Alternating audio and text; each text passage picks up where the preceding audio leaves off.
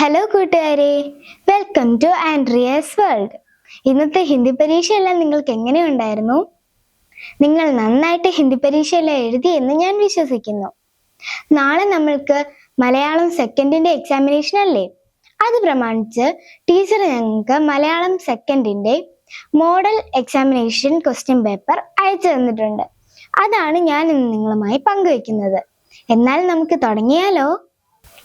മലയാളം സെക്കൻഡിന്റെ ആദ്യത്തെ ആക്ടിവിറ്റി ഞാൻ നേരത്തെ നിങ്ങളോട് പറഞ്ഞിട്ടുള്ളതാണ്. വായിക്കാം എഴുതാം എന്ന് പറയുന്ന ആക്ടിവിറ്റി തന്നെയാണ്. നിങ്ങളോട് ഞാൻ നേരത്തെ പറഞ്ഞിരുന്നതാണ്, എങ്കിലും ഞാൻ ഒന്നുകൂടി പറയാം. ഒരു കവിത അല്ലെങ്കിൽ ഒരു പാരഗ്രാഫ് തന്നിട്ട് നമ്മളുടെ അടുത്ത് 5 ചോദ്യങ്ങൾ ചോദിക്കും.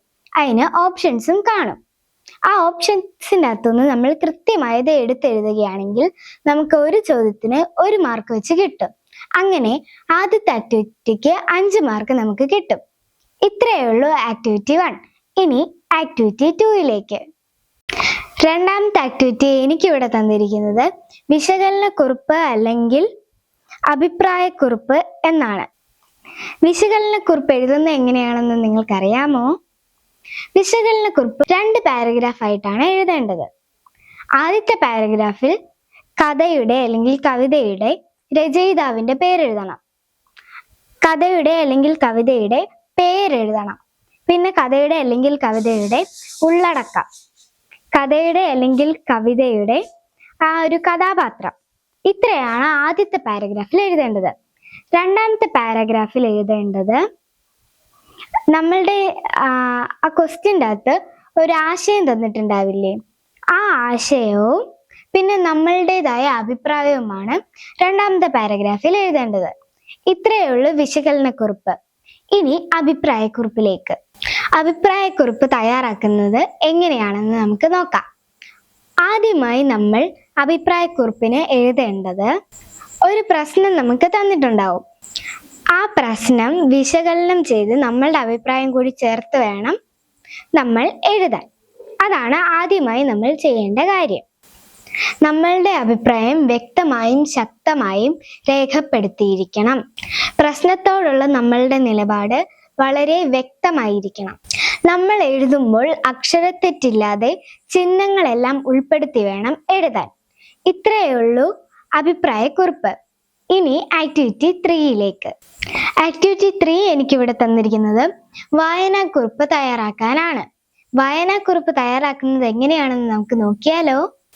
വായനാക്കുറിപ്പ് തയ്യാറാക്കുമ്പോൾ ആദ്യമായി നാം എഴുതേണ്ടത് വായിച്ച കഥയുടെ പേര്.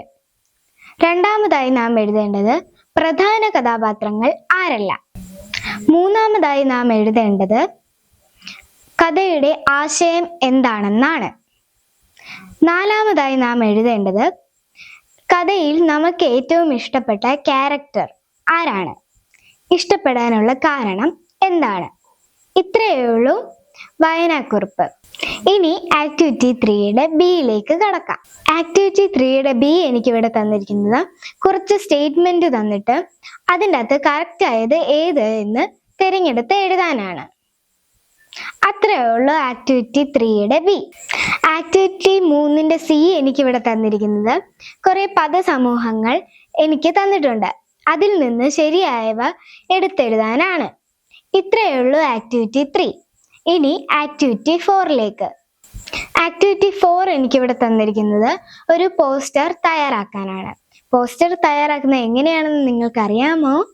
പോസ്റ്റർ തയ്യാറാക്കുമ്പോൾ നാം എഴുതേണ്ട കാര്യങ്ങളാണ് ഞാനിപ്പോൾ നിങ്ങളുമായി പങ്കുവെക്കുന്നത്.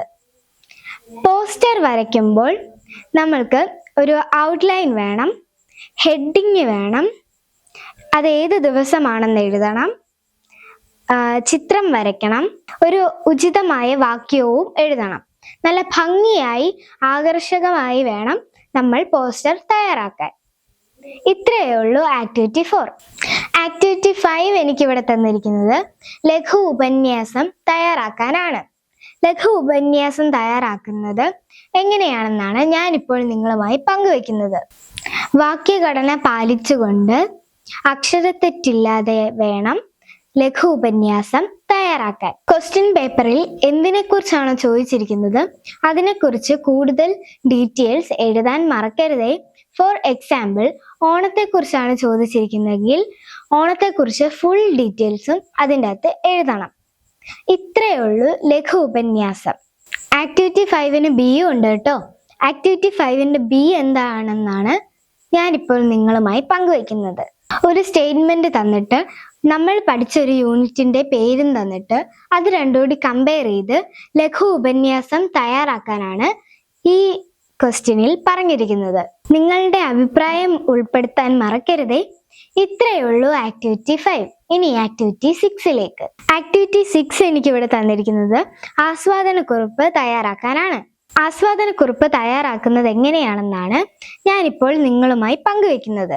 ആദ്യമായി കവിതയുടെ പേര്, രണ്ടാമതായി കവിയുടെ പേര്, മൂന്നാമതായി കവിതയുടെ ആശയം, നാലാമതായി കവിതയിൽ ആരെല്ലാമാണ് ഉള്ളത്, അഞ്ചാമതായി കവിതയിൽ എന്തിനെക്കുറിച്ചാണ് പറഞ്ഞിരിക്കുന്നത്, ആറാമതായി കവിതയിൽ നിങ്ങളെ ആകർഷിച്ച കാര്യങ്ങൾ എന്തെല്ലാം, ഏഴാമതായി കവിത വായിച്ചപ്പോൾ നിങ്ങൾക്കുണ്ടായ അനുഭവം, എട്ടാമതായി കവിതയിൽ നിങ്ങൾക്ക് ഇഷ്ടപ്പെട്ട വരികൾ, ഒമ്പതാമതായി വരികൾ നിങ്ങൾക്ക് ഇഷ്ടപ്പെടാനുള്ള കാരണം.